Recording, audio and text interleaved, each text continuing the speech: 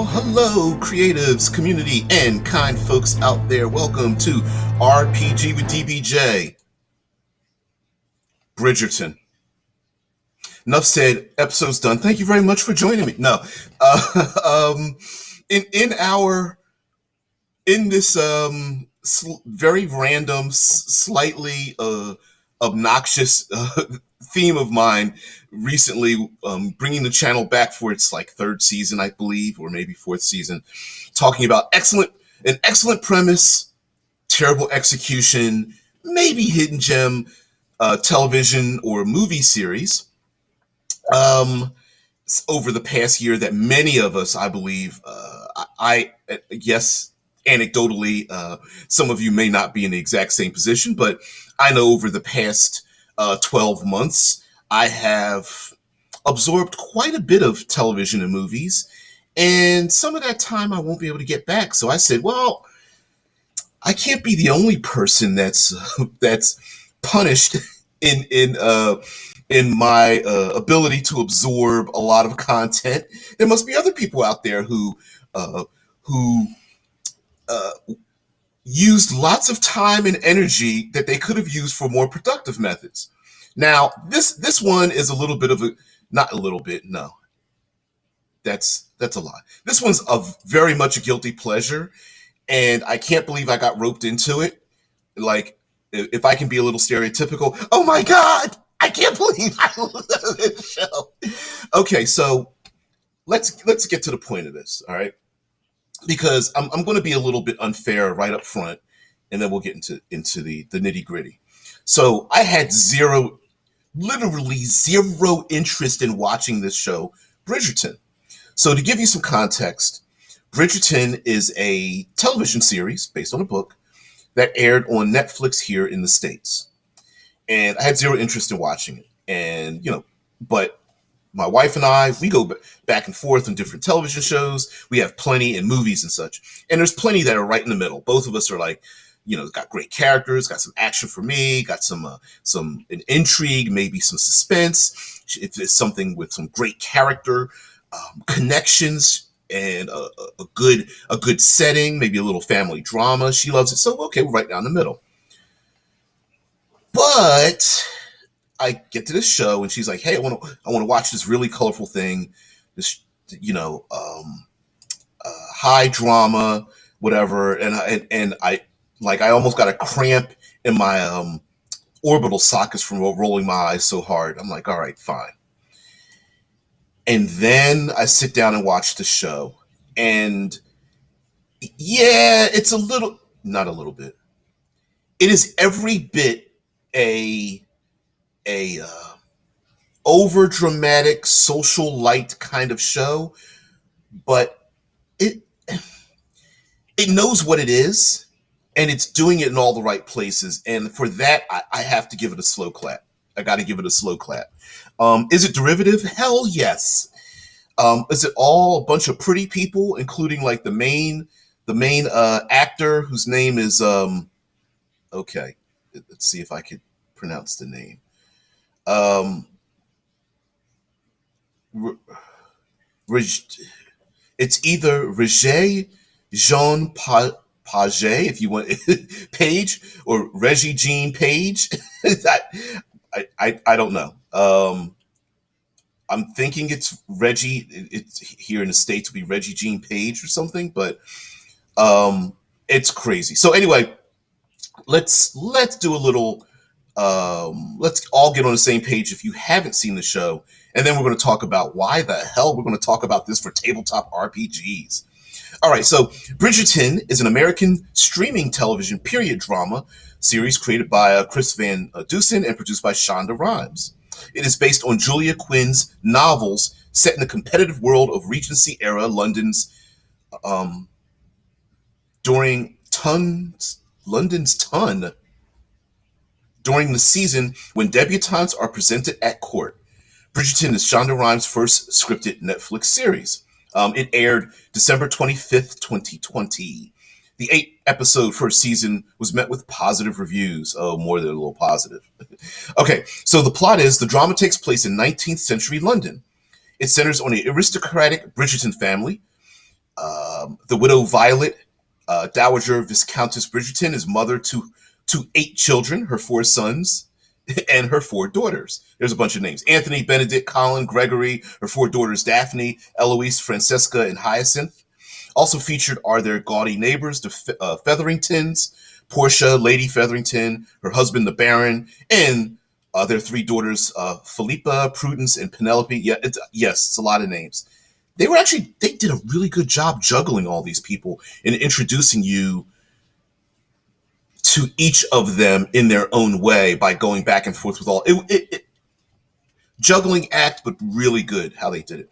Okay, as well as their mysterious cousin, um, um, Marina Thompson. Each episode includes narration by actress Julie Andrews, who voices the anonymous and ever scandalous newsletter columnist known as Lady Whistledown. Great idea for that one.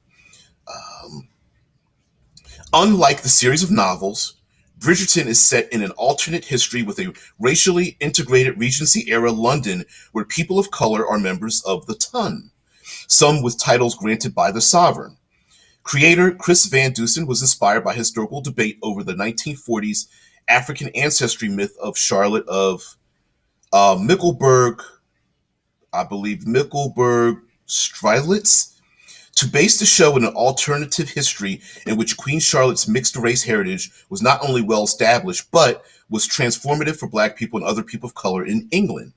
Van Dusen says the series is not colorblind because that would imply that color and race were never considered when color and race are part of the show. And, okay, so, because let me get into the chat because I'm sure there are people making lots of comments. There's also, for people who had a problem with the modified um, racial propensity in the show.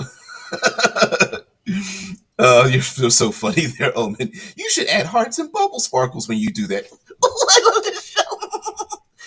Sorry. Okay, how about that? Is that a good one? So, to get the racial thing out the way, the woman who wrote the books was asked about this because lots of people were like, "This isn't correct historical drama. This isn't a correct period piece. This is stupid. You're dumb and stupid." And she responded with, "Well, when I wrote the books, if you read the books, there's nothing in the books at all that either references their race or makes an implication that their race has any importance in the story." Because Bridgerton is about, yes, Rickard Johansson. Wait, high drama? Wait. Yeah, it's all about romance and high drama and people backstabbing each other and talking about each other behind their backs and spreading rumors. And race has your melanin has nothing to do with that. Thank you, Omen. I'll be sure to throw another one in there at the end, maybe somewhere in the middle if somebody has a good comment or whatever. So that's one thing. So yes, it is an alternate history. They do mention it in the show in like 2 lines. Yeah. Hey Harry, what's going on there? Yeah, I'm a youngster compared to you there, sir. Yes, it's very much like Game of Thrones. You could not that you have to, and like the creators and the writer of the books and the showrunner of the show said, sure, we could have made this a strictly historical period piece, but it's not. There's nothing about the show that references any real history with these people. They're all artificial. So it's a fake show. Some of the people have different melanin. Now, they do explain in the show that the king fell in love with the queen, and the queen, the king who has some dementia, and the queen who's clearly Black or biracial. Uh, One of the characters mentions that yes, the king's love made it so that generations of us, meaning Black people, could be part of the royal families in this era.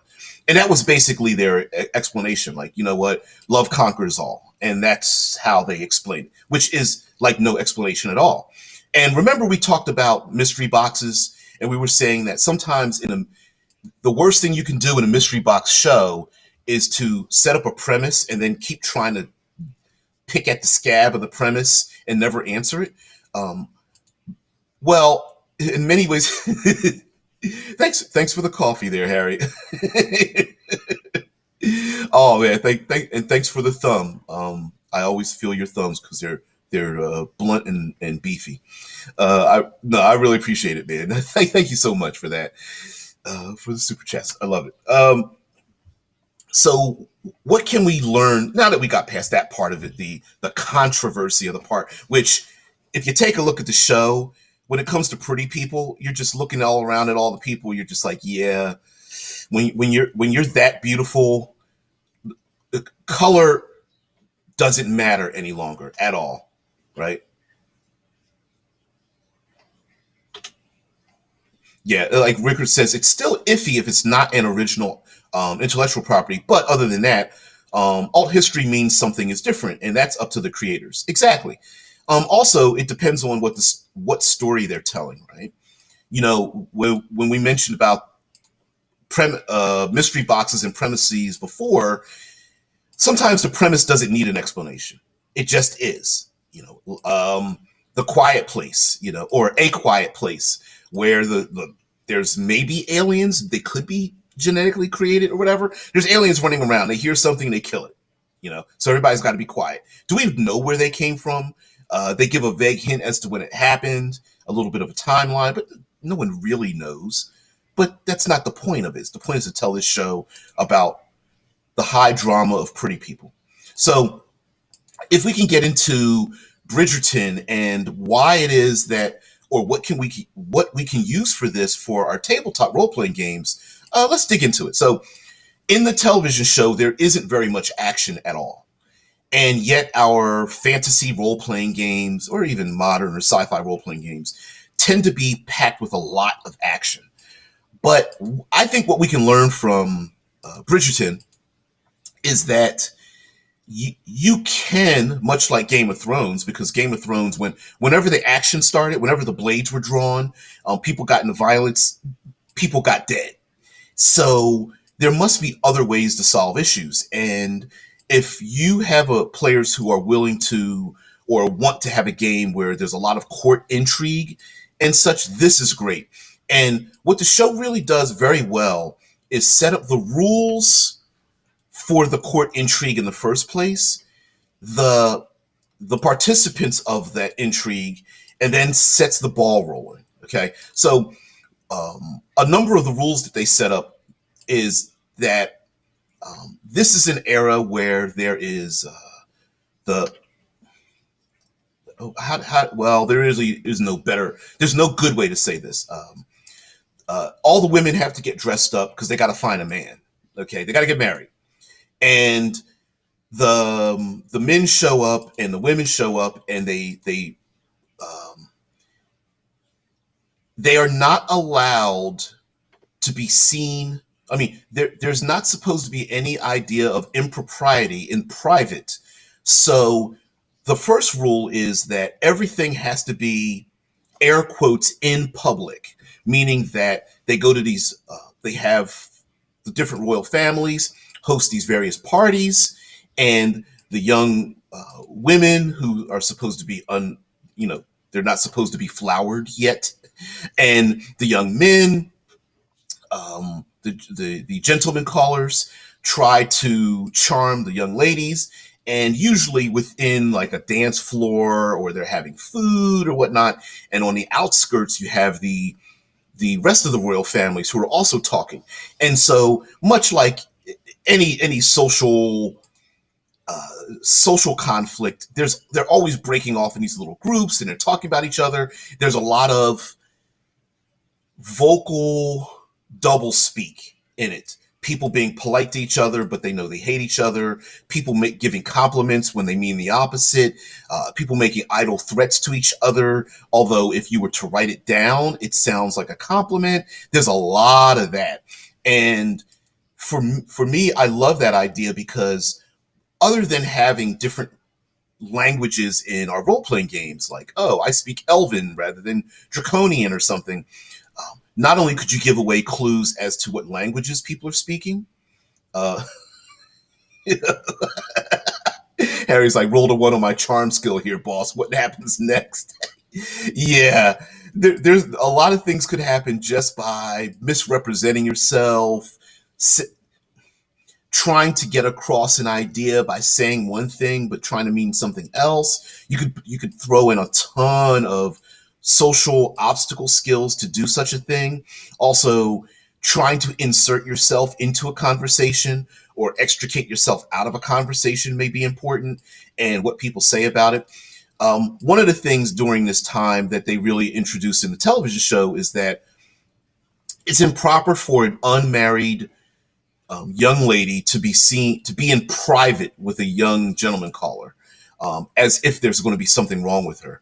And yes, the show does fall heavily on the side of like, what is the role and identity and status of women in this time, right? Is expected that, you're just going to grow up and find a man, and hopefully he's got a lot of money and land, and he speaks well, and he's going to give a great bloodline or something, whatever.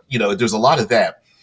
But the show threads that needle by allowing the women to have the superior position, because a lot of men have to come up and try to court the women with their gifts and their charms and dressing well. Now, something that this television show does really, really well. Oh my God, the outfits. Yes, none of the period piece outfits, many of them just did not exist at all, right? Because it's an alternate history. And B, the colors, the designs of them. But oh my God, it's if you really don't want to watch the show, find some clips on like YouTube or whatever, turn the sound off and just look at the outfits, and you're just like, oh my God. Like I wish I could dress in brocade and paisley and stuff for breakfast. Everything. It seems like with this high society, everything had this air of formality to it. You couldn't just put your feet up and pick your teeth and stuff like that. Like it was, there was lots of curtsying and bowing and making sure you're walking at proper distances from people. And the great thing about that is that player characters, let's be honest, player characters, for the most part, hate rules like that. They hate them. And just like the people in this television show, even the main characters are chafing at the idea that they have to be prim and proper all the time, everywhere, never saying the wrong thing to any one person and trying to impress people and blah, blah, blah. Like even their own society, the people in their own society hate it, but guess what? They live in that society. So they think everybody else in that society is into it as opposed to themselves. It's a pretty brutal cycle.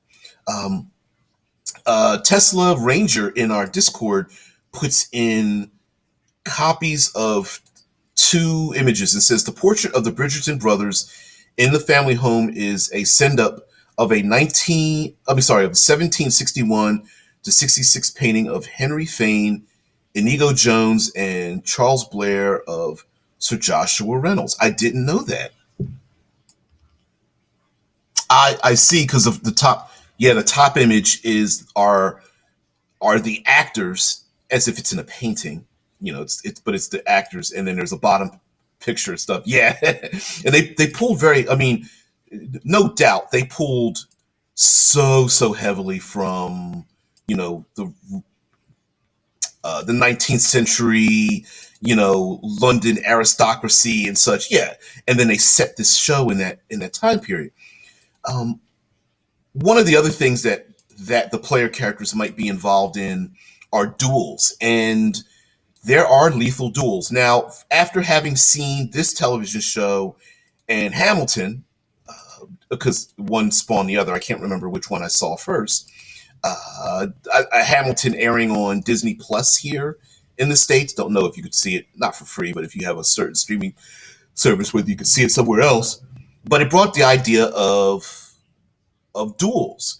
And mind you, a very simple duel in a fantasy game would just be everyone draws weapons, two people fight it out, and then one person's left standing.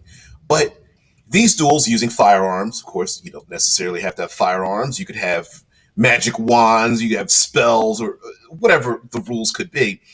But there was something pretty interesting that I noticed both in Hamilton and in this show, and I really wish I should have looked it up. I don't know why I didn't. I guess I leave the questions up to you guys because you guys know that I'm um, an RPG lover and half idiot as well, like my TVs and movies and such. Is this idea that 10 paces, turn around, bring up your gun, get ready to shoot each other, but you could just point your gun in the air to solve a situation, right? And there's something known as a second. Maybe they're witnesses. There are two other people who are there, one for each side, who are there to witness and or participate. But I never understood how the participation worked. So you could have a number of ways to solve a problem through a duel, and then whoever wins that duel gets that problem solved. But that doesn't necessarily mean that either side wanted to either A, engage in violence, B, that the violence was warranted, and lastly, that either family wanted that violence to start up in the first place and what happens afterwards.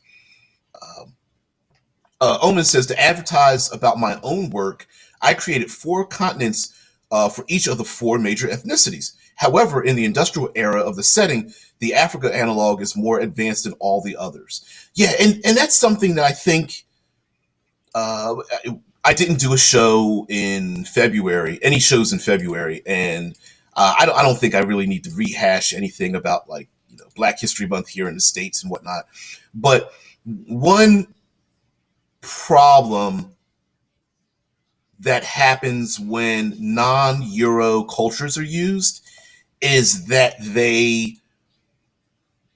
there's this idea that in order to make it realistic, we have to place certain cultures in a sub standard lower status origin because it makes sense in the real world. Therefore, it must be that way in a fantasy world.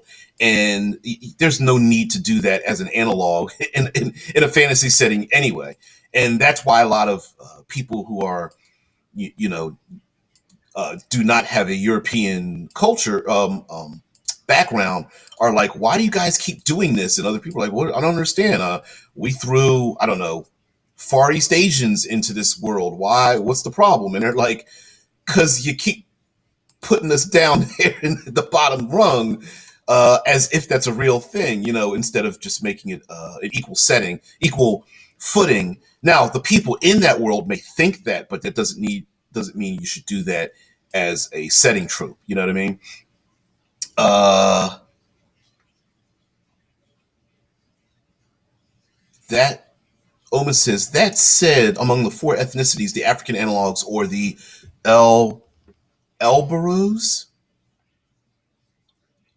or could be pronounced them El Buriots, have less problems. I'm butchering an artificial location of yours, so I apologize for that. But I'd probably go El Buro because I like that French, silent letter thing twist on the end.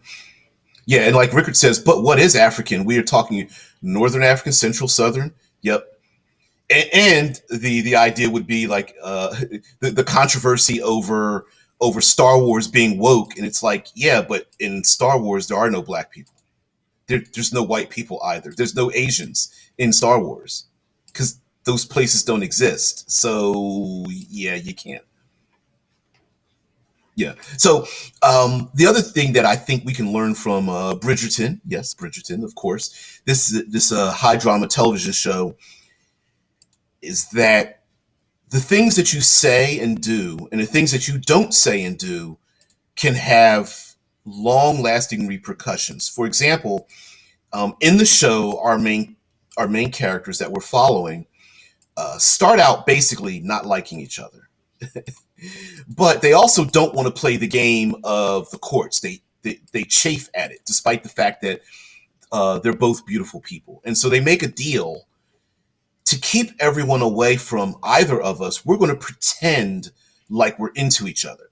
We all know that's the first step into any kind of romance television show. The two beautiful people are going to pretend like they don't like each other. Of course they're going to get together at the end.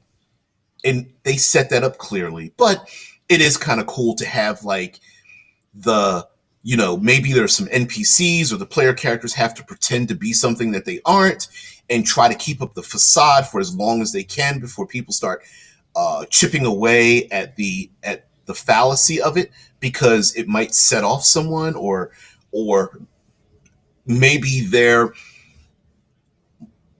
by deceiving one you might make enemies of others or create allies where you didn't intend to and such. Yep. Yep. Like Omen says, humans are just humans in Star Wars. And you're absolutely right there, Rickard.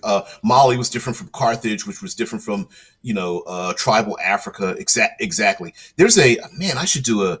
I don't. I'm not really a review person, but I have a really well done African game, and there's some more on there's a bunch that I do have. Wagadu is a good one. Anyway, I'm not going to go through. I like collecting non-Eurocentric games because there aren't that many of them, or and the ones that have been out are they're few and far between and such. And so, yeah, yeah, like Deadman says, it's like theater of the mind, the White Wolf game system. For those who don't know, we throw around the word theater of the mind, but there really is a game system called Theater of the Mind from the White Wolf game system, which is used for live action role playing, LARP. And they have rules for both the social and physical confrontations in a LARP. And the rules are pretty simple. Off the top of my head, I can't tell you what they are. And I think I do have the booklet in my. I do have the booklet in my RPG gaming, my man cave and whatnot. But yeah, there really is a system for it, and so I love the idea that to put the player characters in a situation where if you create an ally of one person, you're going to make an enemy of someone else, and how do you deal with that? And how do you mend broken bridges if you can at all, or navigate around the enemies you're making just simply because you decided to agree to go to one dinner party and ignore the advances of someone else. Mufa says, player romantic interest in any game I have been in has never gone past interest in in the barmaids. Yeah, and that's an issue too, right? Like, do we really want to throw in romance into our games? That's pretty. We're, some of us, if we're young enough, the maturity level of it just becomes giggly, right? It becomes very, very base and giggly. And then as we get older, it's already complicated enough. Maybe we don't want to put it into the games. And lastly, it's just being nice around other people. Like maybe we just don't want to make other people uncomfortable. Now you can, while the show does have this way of fading to black, there are some pretty private sexual moments between characters where you're going like, oh, this feels uncomfortable watching it, just because it feels awkward with these young people. But that being said, you can always fade those kind of things to the background. I mean, it's not, yeah, yeah, Omen, you know, you know. Uh, but there's no reason why you can't fade those things to the background. And who's to say that in a gaming world, because we brought this up probably last year or the year before, that we love to have ourselves some conflict with, like, I want power or vengeance or domination or money, or I'm a mercenary, I just work for, or hell, honor. I want to kill my enemies because I think it's the right thing, or I'm loyal to a certain king.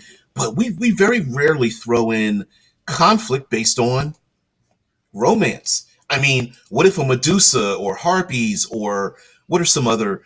There's a ton of Dungeons and Dragons and fantasy monsters that have their origins. Hags come to mind, succubi, incubi. There's a lot of monsters that are linked intrinsically with romance and desire and obsession and such. And to have them motivated by the player characters, I think it's a good idea. I mean, imagine a flock of harpies somehow happens to, you know, be attracted to one or more of the player characters.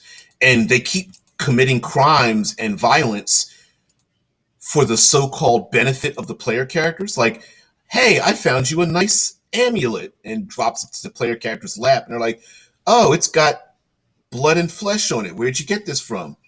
Oh, I killed some people down the street, but I love you so much. Can I sing you a song? And the players are like, leave me alone. And they're like, and the authorities are like blaming the PCs, like, you need to keep your harpies at a, under control there, buddy. What are you, some avian loving, bird headed lover person? You're sick. And the players are like, I have nothing to do with this. Don't look at me. And the harpy's like, oh, I love him. He's just being shy.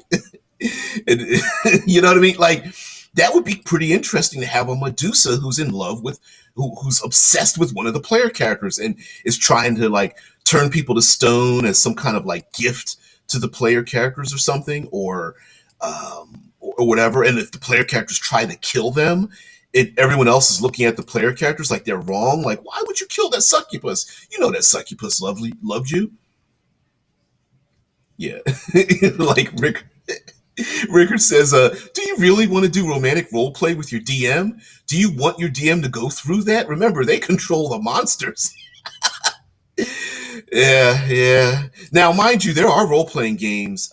I think it's called Monster Hearts. Is the first one that comes to mind, and there's plenty of them out there, but it's the first one that comes to mind with which is basically high school teenage melodrama, romance and obsession and crushes and things, and it's gamified, and you can use certain moves in a game. I believe it's a Powered by the Apocalypse mod game, and maybe the player characters are able to get certain boons or advantages or disadvantages, both lowercase and uppercase. When it comes to dealing with monsters and other things in the gaming world.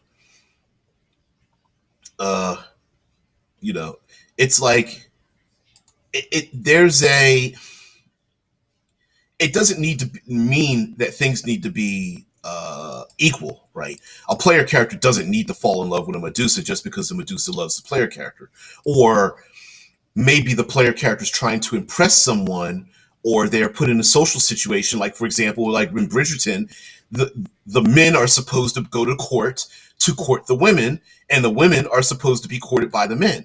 Now, we listen. It's very simple to say that in our modern era, I guess our an equivalent would be arranged marriages would be the equivalent of today.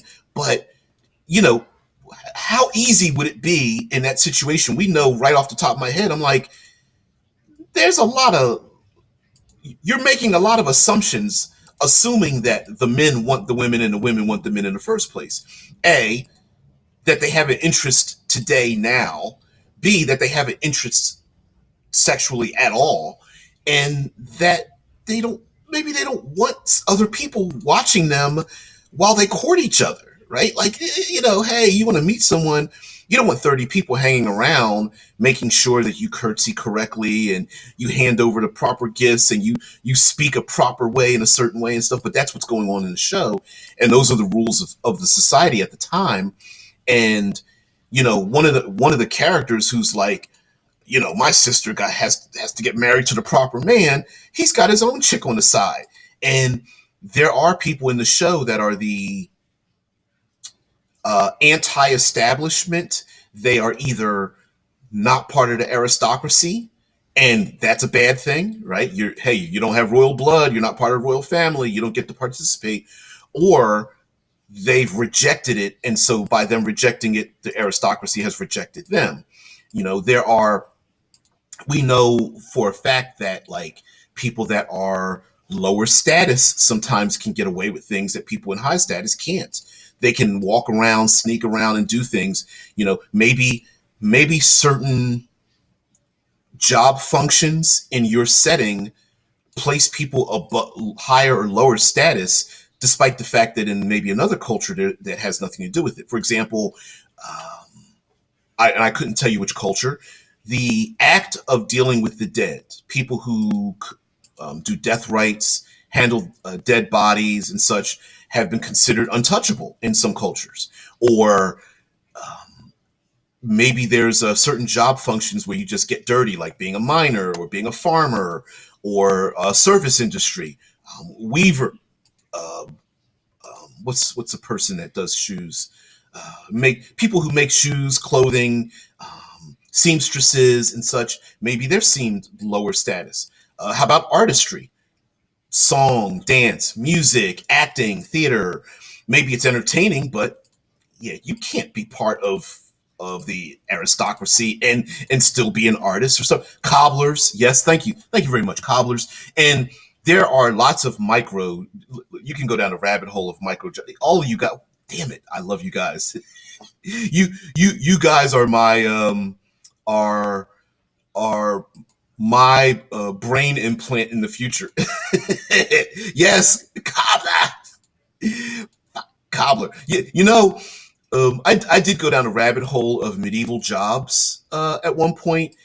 Everything from like people who make dyes and inks to people who make barrels and such. And there's some pretty interesting, very hyper specific job functions through the ancient era that are really cool. That are really cool. Like the we think of like wine barrels, the classic narrow at the top and bottom, but they curve out and they have those metal bands. And while as ubiquitous as they are in like a wine cellar or alcohol or whiskeys and things like that, you go, that's actually a pretty difficult thing to get wood to bend at that exact rate and get them to stick together. But that's a real life job that people have. I think that's so cool. Just like making inks and dyes and things like that. Yep. Oh man, Harry Shore says the game I ran. One of the female players was pissed off at another player flirting with a bunch of teens. Ooh, 16 on the beach. Wanted him banned for casting a charm spell. Oh, game was ancient. Yeah, there was. Listen, I gotta fully admit that as a kid, when you're a teenager and it's like using the charm spell to try to elicit.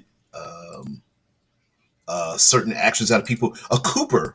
Coopers make barrels. Is that what it is? Yeah, yeah, yeah. That's. I mean, I've actually seen people making barrels in went to a place in Tennessee. What's the? There's an alcohol. Fuck. Why my brain can't think. Anyway, pretty interesting.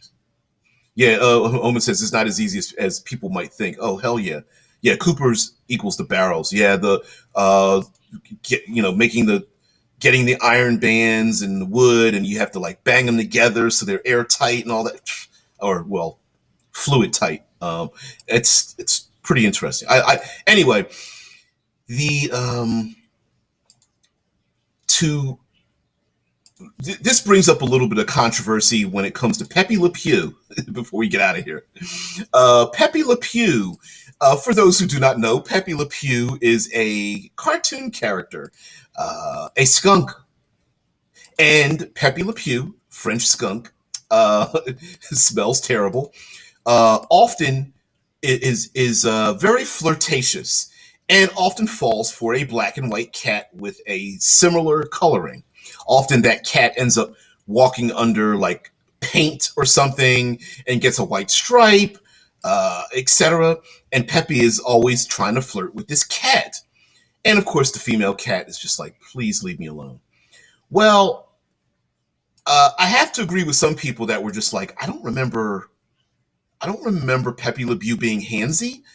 But if you actually take a look at a lot of them, like Pepe Le Pew was like pretty physically and psychologically aggressive. Now, Do kids pick up on that? No, not. I don't remember being, going like, oh, I wish I was like Pepe Le Pew, where my ass stank, and I wanted to like grab on all the girls. But on the other hand, they are eliminating Pepe Le Pew from this next generation's Space Jam, which is it's a half realistic, half cartoon combination basketball movie where the basketball players are playing alongside cartoon characters in Space Jam.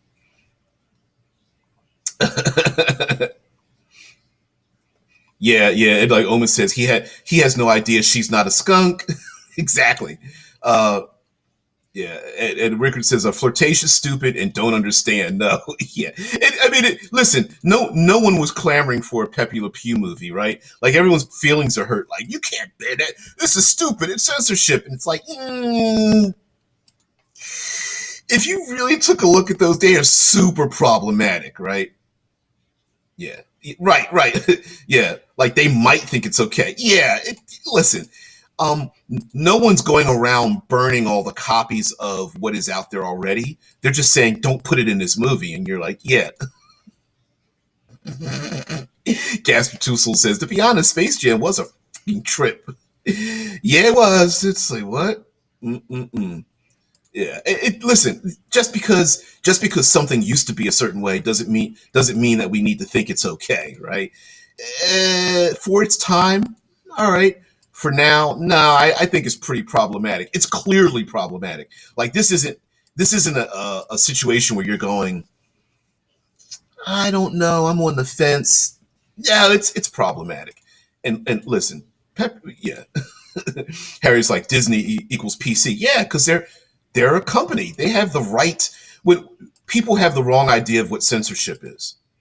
Um, Censorship is when the government tells you you can or cannot engage in certain types of speech. Private companies, no matter how big they are, get to do whatever they want. If you own a business and people are speaking in a way that you don't like, you have the right to kick them out of your business. If you have people in your home and you don't like the things that they're saying, you have the right to kick them out of your home. And they're not going around confiscating the stupid Pepe Le Pews, right? Like, could I watch it today? Yeah, I don't care. But yeah, but other places, no. They're just saying no, we don't want it. Our fan base, Disney, are families and kids. That business has a right to do or not do what they want. You know, uh, we may not like it, but that's a different issue. Uh, yeah. Rickard's like, wait, people have a problem with he isn't in Space Jam 2? Meanwhile, I'm sitting here going, do we really need a Space Jam 2? See, that's where I'm at. I'm like, I have no interest in seeing it in the first place, so I really don't care who's in it or not, but whatever. But I get it. Deadman says there was also a skit where the female cat tricks a male cat into rubbing on the wet paint. Yep. Yeah. Oh yeah. Oh yeah. And of course, he doesn't know they're the same gender. Yep. Absolutely. Absolutely. Yep. And like Gaster Two Soul says, agrees, like, oh yeah, Pepe Le Pew was a little. How can we describe this? Yeah, he acts in a very non-consensual way when it comes to his interactions with the opposite sex. Sometimes the same sex too. Yeah, he's a pretty idiot. He doesn't know what he's doing, But that's anyway. That just wanted to make a point about that, and just about the fact that like they're pretty funny, and that's why. What's the should I say the name that should not be named? The game master, dungeon master that got banned for describing sexual assault and rape in an RPG live on the air. I mean, it's not. It's. I think there's a difference between us being like too reactionary, which is true. True, sometimes people are very reactionary. They look for the social justice to find it. That's true. There are people like that. But I think the bigger question is if we're all on the same page, there's nothing wrong with that. But maybe there's nothing wrong with asking for consent and then going, oh, we both are on the same page. Fine, then we can do whatever you want, whether it comes to foul language and terrible descriptions of torture and sexuality and such. If we're on the same page, not a big deal. Yeah. I'm with you. I'm with you too, Omi. Like Rickard's like, hey, like, did anyone even ask for it? Like, hey, listen, Space Jam 2 is getting free advertisement, even from me. Space Jam feels kind of like something that should have stayed in the 90s. Yeah, I agree. Yep. Some people want change, others want a revolution. It's the new religion. We go through this all the time with with this idea that like it's like a drug. It's the drug may not be something you put into your veins or you swallow or whatnot, or you breathe in or you smoke in, but some of us get high on this idea of changing the world, and a lot of us want to mean something to the world. It may not be smart or the right thing, but I understand the sentiment of wanting to feel. None of us wants to feel impotent. We want to leave our mark on the world, and sometimes leaving that mark on the world is to change a thing. So, anyway, guys, thank you very much for being part of the show. Thank you so much. We'll do something tomorrow, whatever the case might be. It might be like surrogates or something like that, but whatever. All right, guys, have a great one. I will see thee tomorrow. By the way, thanks for watching.